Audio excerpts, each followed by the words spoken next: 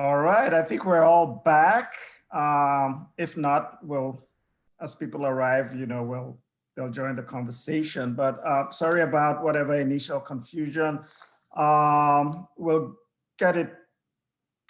It'll be a smoother process moving forward.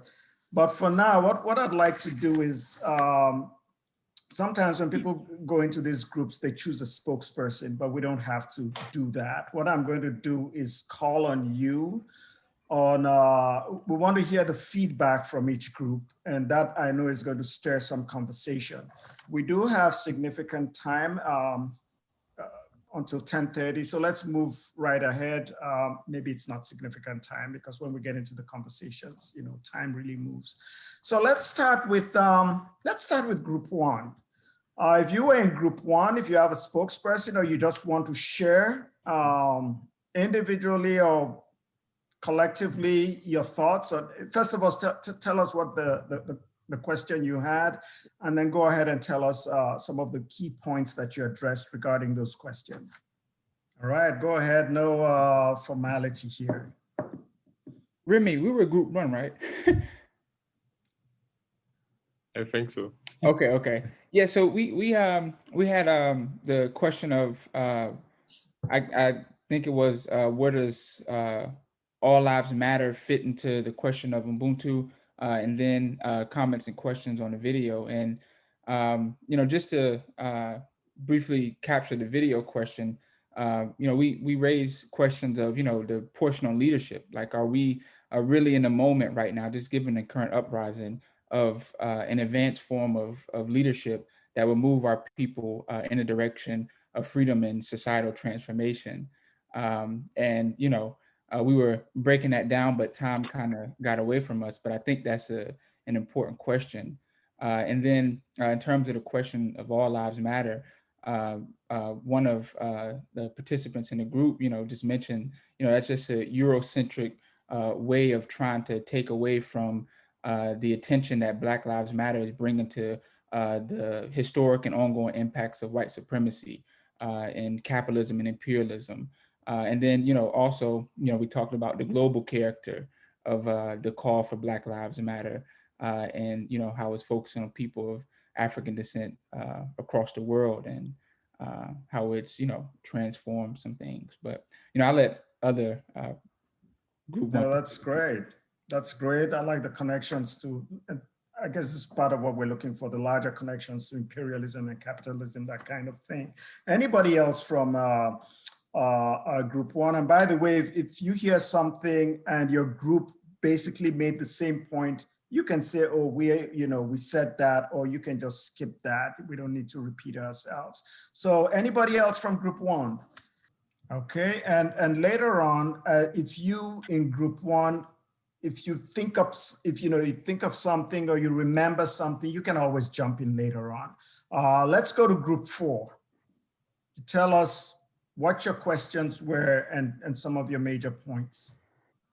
Okay, and when I'm sorry, Nambasa, sorry, I didn't mean to interrupt you. Also, if you want to respond to anything that people say from any of the groups, feel free to just jump in. You can raise your hand or whatever, and then you can speak. Go ahead, Nambasa, sorry.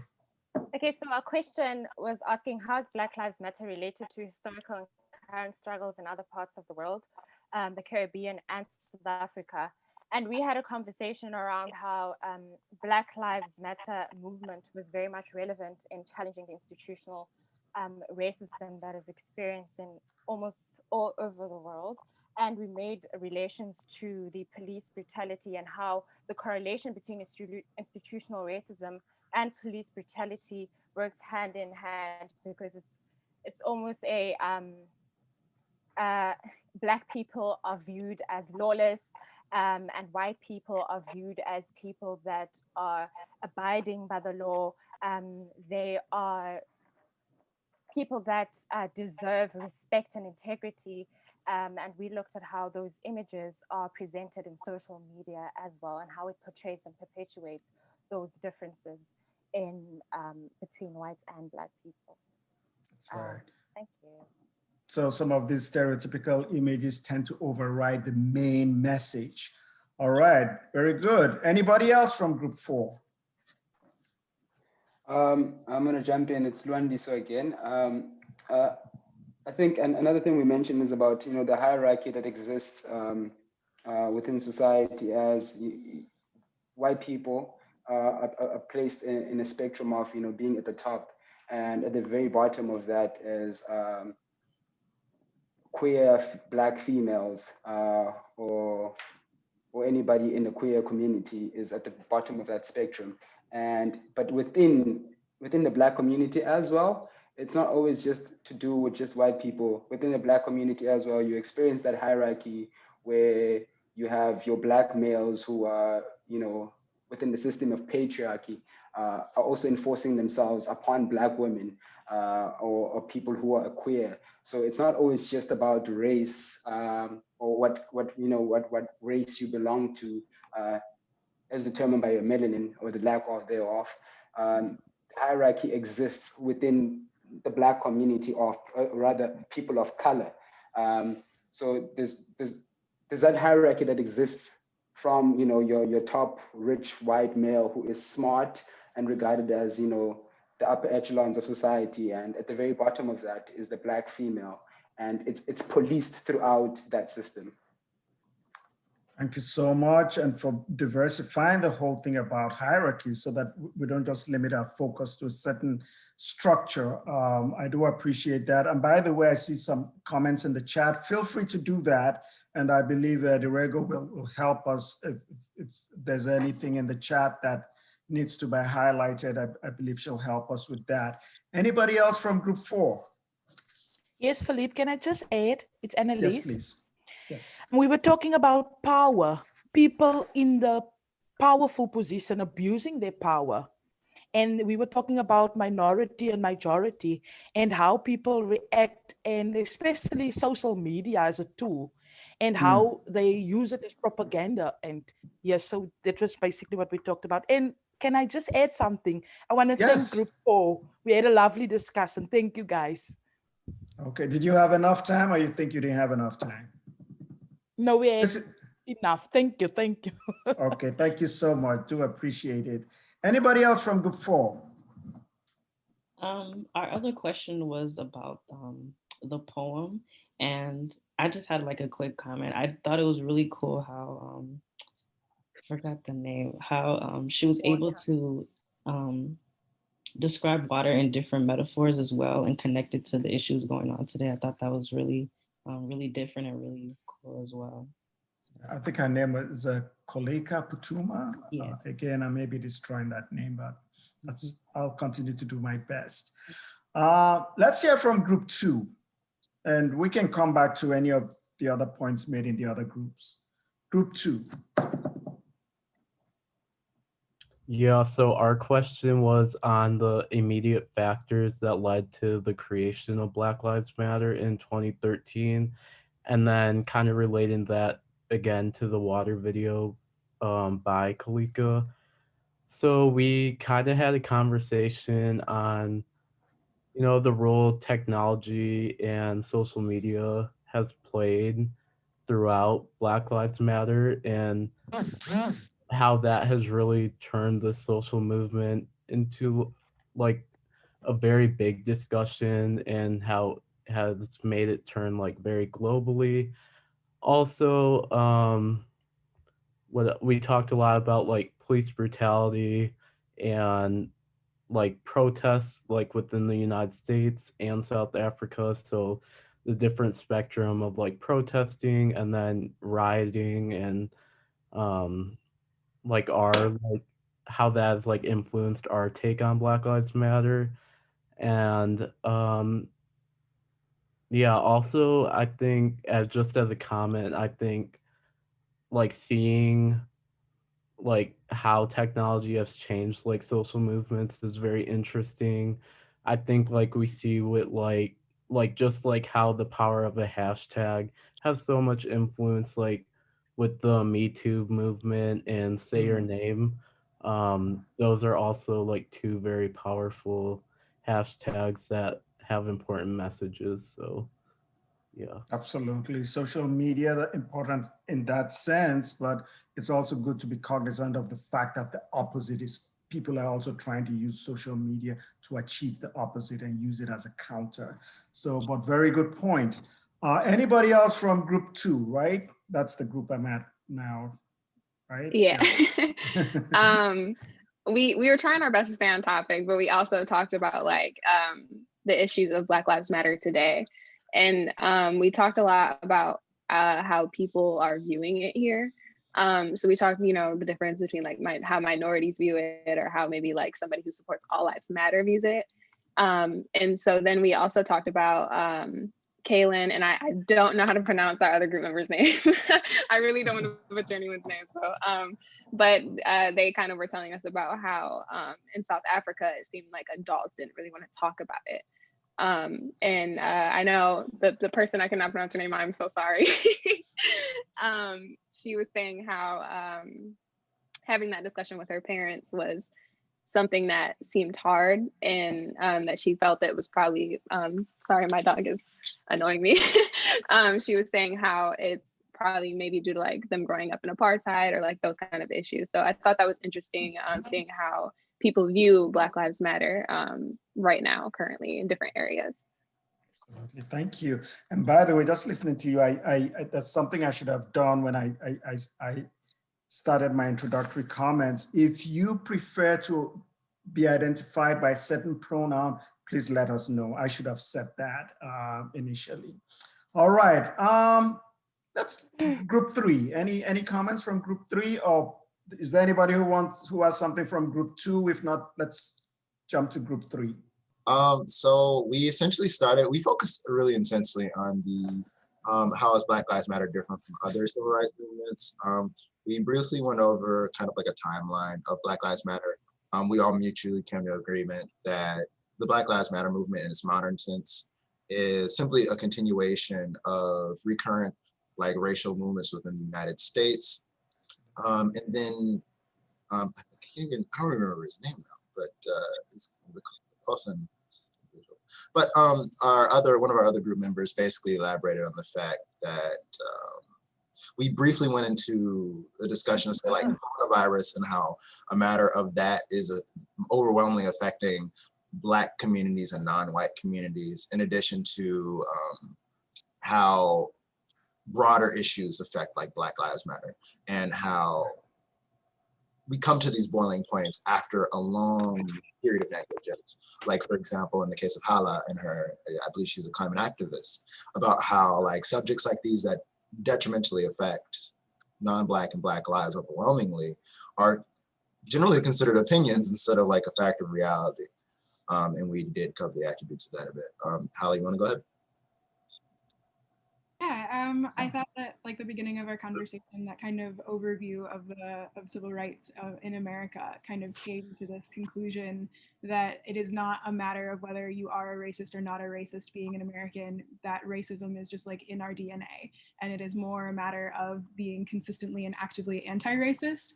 And the way that white allyship plugs in to the movement is entirely different in this wave of civil rights, and how, as that conversation of where the responsibility for the cultivation of these circumstances has developed, we are able to change the overall scale that this movement has taken place and is taking up space in our society, and how this current wave of the Black Lives Matter movement is different in a fundamental way, is this engagement from a larger spectrum of allies, and this moment of accepting that responsibility and acknowledging that history, and acknowledging the role that we have all played in holding up these systems of oppression is something that's different this time around.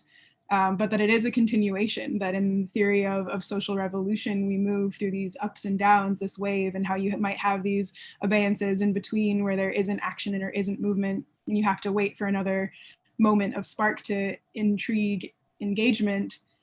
The way that people are engaging this time is different. And I think that has a lot to do with our access to information and social media, and the way that we are a more interwoven society, in the way that we talk about our history and our past. So I thought that was really interesting. And then that ties directly to our later conversation on narrative and how this is a battle of narrative, who can tell this story better as far as how Black Lives Matter is painted.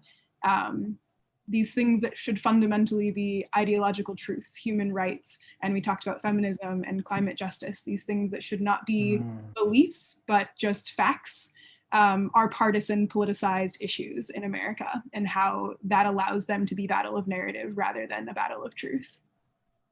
Great. Just listening to all you've said and you know, the interconnections you've made, historical connections between a lot of these movements and other issues like COVID, the environment, I find that to be very interesting.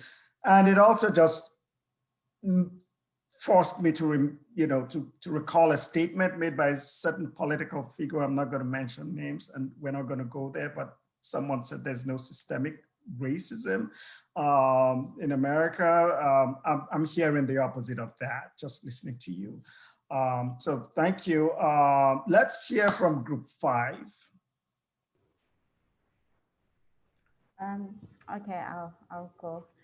So with us, unfortunately, we didn't follow the rules. So we started by just trying to understand each other, like how does our experience of racism differ? Because to be honest, I don't understand how Americans face it and how they understand it compared to us. So we tried to go through that, like as we were growing up, how we saw racism around us.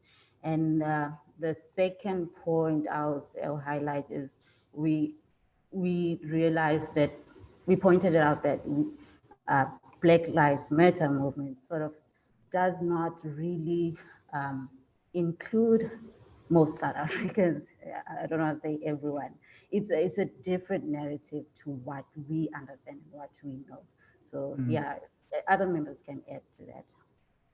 Okay, thank you so much. And by the way, you don't have to apologize if your discussion doesn't strictly follow a question, because we want you to feel free to express your thoughts if you're motivated to go in a certain direction, as long as we can connect it to the larger conversation. That's perfectly okay.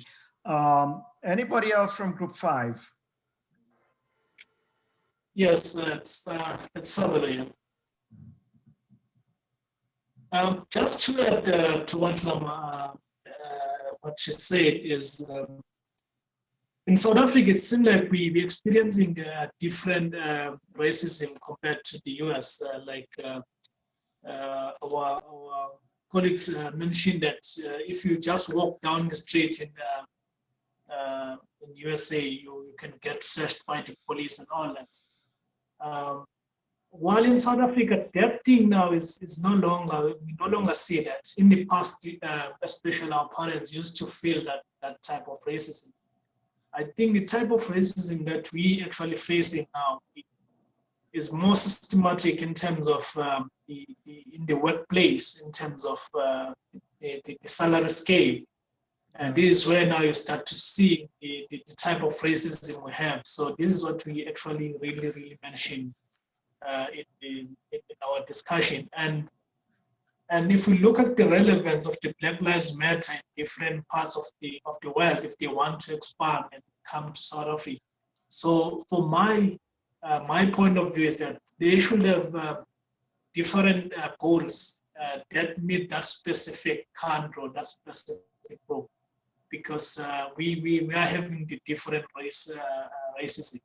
So those substructures in those countries, they should have their goals, of which might differ from country to country to country. But for me, we need Black Lives Matter in South Africa that will address these issues that we face, especially from the tertiary institution to the working environment. This is where we really experiencing the racism.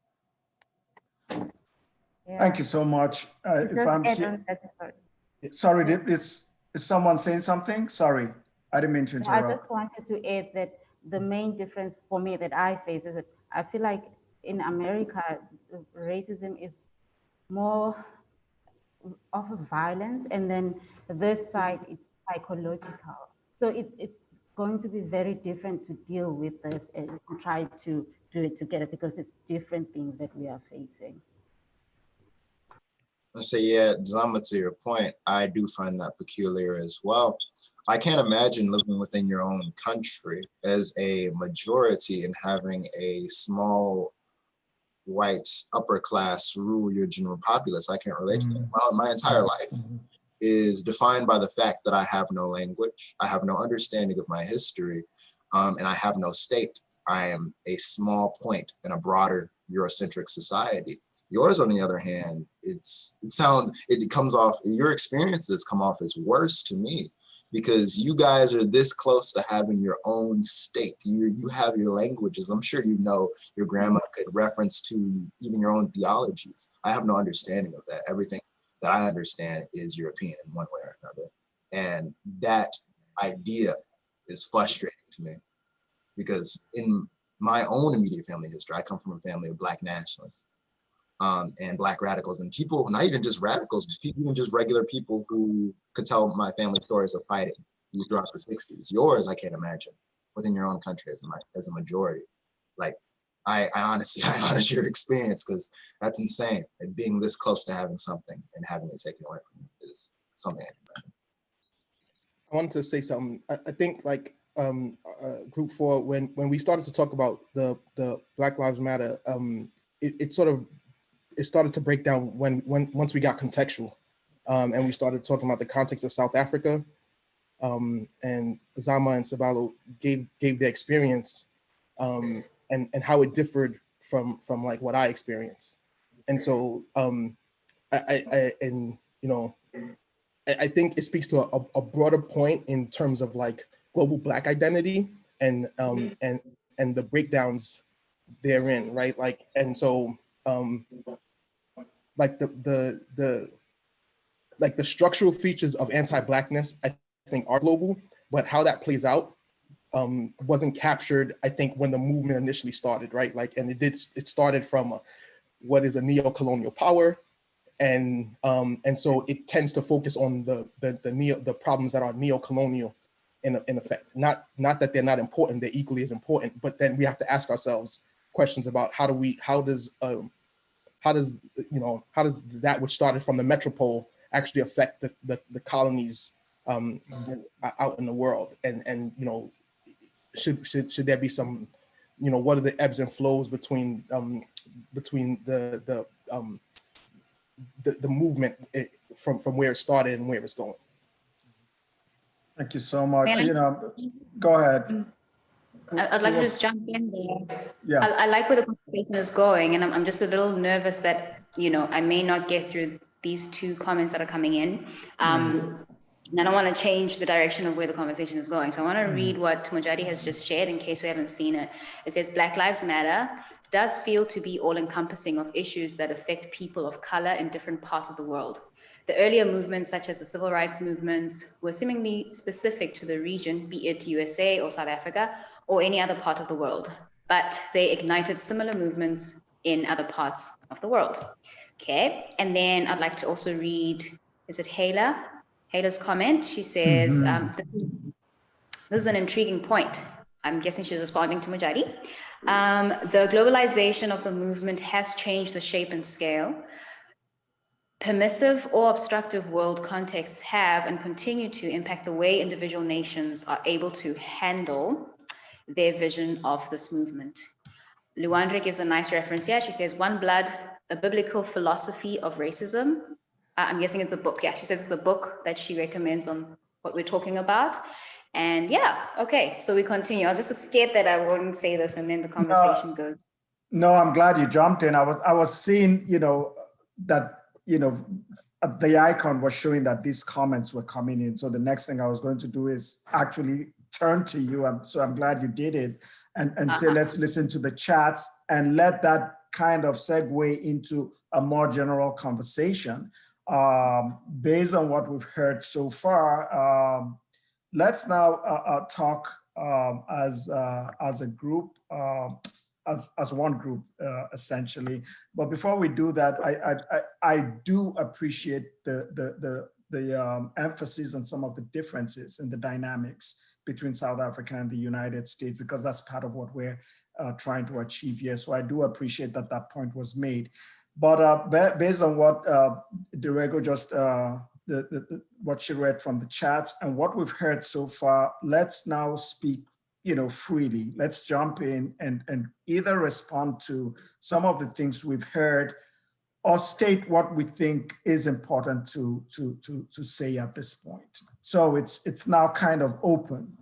You can just start speaking. If you want to raise a hand or whatever, that's fine too. So anyone, we do have about 16 minutes. Yeah, I have a quick question that I failed to mention in my earlier assessment of our conversation, and my apologies, Leandro, for that. But I asked earlier if there was a similar equivalent to the Black Lives Matter movement in South Africa and what sort of like shape and form that took within that context. And Laranji kind of pointed out that while there wasn't an equivalent movement, there were individual entities that kind of embodied or expressed the energy attitude of the Black Lives Matter movement. And I would love to hear like other opinions on that and just kind of understand a little bit more from what you understand about Black Lives Matter in the American context. How does that express itself within the South African context? Great question. So any responses? Okay, I'll just jump in. So in South Africa, for most of us, I think people want land. Like how Jovan said that it's strange that a majority of the country, they don't own anything. And I feel like it's one of the issues that makes it hard to deal with this, with the whole thing, because Black people, us Black, we're like, we want it back with no excuses, nothing at all. We don't want to say, okay, we are experienced, we can take it. We just want it back because it was ours or is ours. So it makes it hard because also white people, they have worked for it and they have tried to build the system and everything. So now after 1994, it was trying to include people into the system that is white dominated, but still like people like, we want our own piece of land, and it makes it very difficult to move forward. Thank you. Yes. Any other? Yeah, yes. Go ahead. Okay. Yeah, it's Sabale. Maybe just to look at the analogy of what we have in South Africa, analogy to the Black Lives Matter. In the question of land, or in the point of land. So since we as South Africans, we want the land back. So I can say it's a movement, or it's a party, it's a political party. It's called Black First, Land First. So they are the one fighting for that. So they are specific to the problem of land. So that so we do have those parties or movements that are analogous to the Black Lives Matter, which the one that you have in USA. So on other issues such as racism, we have a political party. On this one, we all know the political party. It's recently closed some of the stores in South Africa that was showing the racist adverts. So I think we all the guys from Stellenbosch, we know about that party, and then that retail store as well. So we do have mostly it's the political parties, not the movements that drives all our concerns as the citizens of South Africa. So we do have political parties which are similar to the Black Lives Matter in terms of addressing the issues we face in South Africa. Okay, thank you. Nambasa, I think you were trying to say something. Thank you so much, Sabelo. Oh, yes, I was going to say something. I was just going to say that we live in a democracy, right? But that fails to keep people accountable and redistribute power. And I think Zama spoke about it when she spoke about land. It fails to redistribute power. It fails to redistribute resources as well. It also fails to engage with Black history and Black experiences. So there's still that asymmetric. I don't know. There's still that white people still benefit more from the system, and Black people are not benefiting at all from the system. So, and it's very hard because we're living in a democracy, and it's kind of hard to pinpoint these things out, but it's evident in just how socially we organized and how our history is being told and so forth. Yeah, that's just a comment I just wanted to add to what Zama had said. Thank you so much. Dirego, I think I see a comment there. Before we move on, yeah, you want to help with that, please? Yeah, it's from Annalise. She says, I've just asked my friend how Black Lives Matter movement is going in the Caribbean, specifically Trinidad and Tobago. She just commented that they are not as active at the moment as in USA. Okay, but I think it's also important to acknowledge that it may not be as active or in the same direction, but in a lot of these countries, in a lot of these islands, people are still resisting in other ways. It might not be the same process. All right, another point there in the chat. I think there's one more. Oh, I have a class. You have to leave. Yeah, if you need to leave now, you know, it's great that you stayed to this point. This is what we want, that at least you're here most of the time. But let's keep moving forward. Are there any other comments? I hear a lot about land. I hear a lot about the different, like Tabelo said, the political parties and the different strategies that are being used in different places. Anything else either related to those themes or anything else we've talked about? At this point, we have some 10 minutes. So I got a comment about, so land and democracy. I don't know who made that. I think it was Mbasa. But so I have a question about how can democracy, how is it going? I don't know. Do you see democracy as a vehicle of some sort of land reclamation project? Because it doesn't seem, it seems to me that democracy supports the settler state, which land is key to maintaining, and it's unclear how you're going to run a land reclamation project which is antithetical to the settler state through democracy. So any ideas about that in which we have to attack the political system and sort of literally rethink what political structures we're operating in? Great question. Anybody want to respond to Kwabena's point? I'll jump in there, or is somebody else going? Go ahead, go but to answer that question, I think your question is very precise, and it's very clear that, you know, democracy project in South Africa has failed dismally, because, you know, it lies on the fact that Black people must be pessimistic to the system. You know, they must just wait until things are done right for them. But it also keeps the systems in place. You know, if we wait on people to distribute power, and those people want to hold on to that power, it's definitely never going to happen. And I think where we are also failing the most is that the education system in South Africa, you know, it does not teach anything about South African history. If you're going to learn anything about South African history, it's only going to come in grade 9 in like a space of 3 weeks, where you're learning about Shaka Zulu for 3 weeks. And then that's the end of it. Or maybe something about apartheid for another 3 weeks at some point in your education system. But it definitely will teach you more about Hitler, the Civil War, and everything else that's happened anywhere else but South Africa. It does not teach you about African history in any way whatsoever. It does not teach you about South African history in any way whatsoever. And I think that's where also we lose a lot of things, because we don't have our own indigenous knowledge systems, you know, how we were living before, you know, colonial times, or not even before apartheid, just colonial times. You know, all that knowledge is, you know, erased. And right now we're keeping on to the systems that are there, and that is not being addressed. Everything is just, you know, you wait for somebody in power to decide which route they're going, but also those people are being controlled by other people who have more power, and that power relates to money. Whoever has more money in South Africa controls where the state is going. Great point.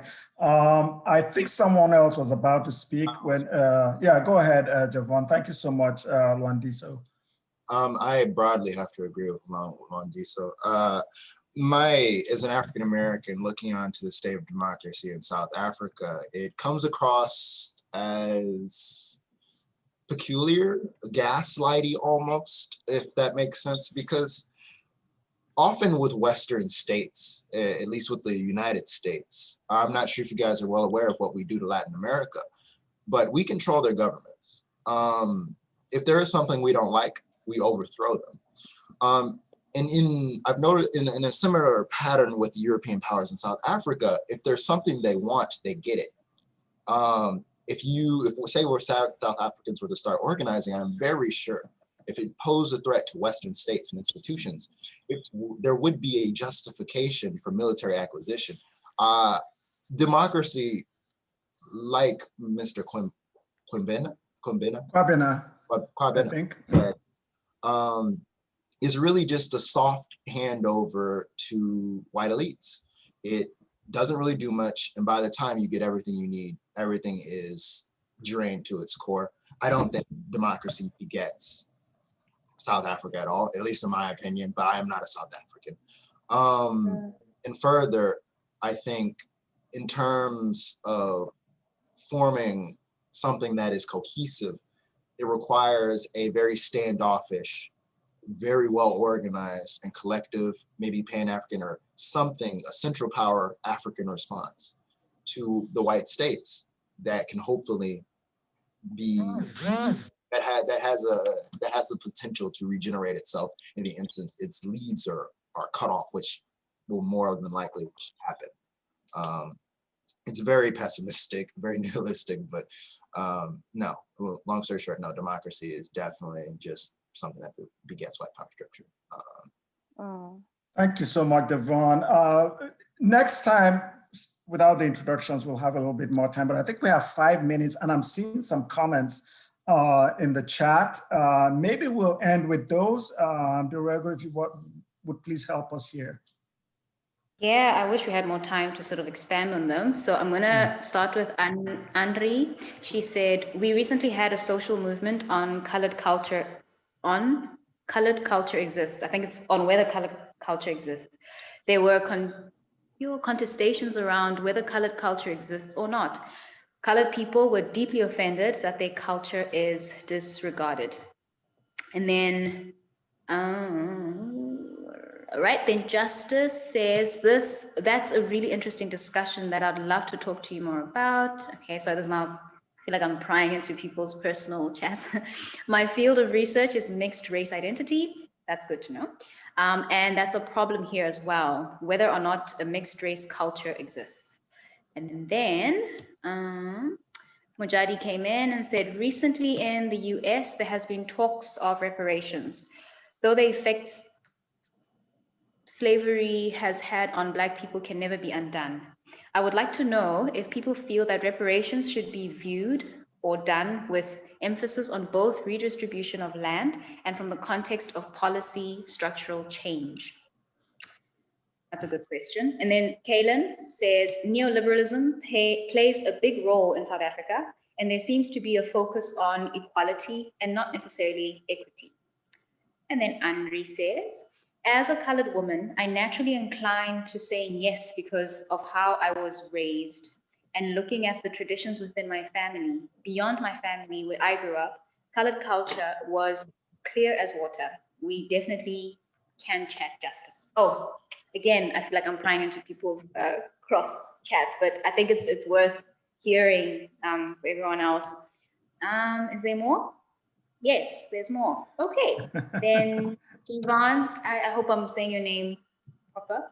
As a student of economics and political history at Kaylin, he's responding to Kaylin, I can share some future insight on the nature of neoliberalism and how it is well-intentioned and how it opens economies for neo-colonialism, as that's what it is, neo-colonialism. Plainly, once you really look at the policies, okay, I think I read that with very weird tone, but I think it's important to just reread these or to read these so that everyone hears them, because I think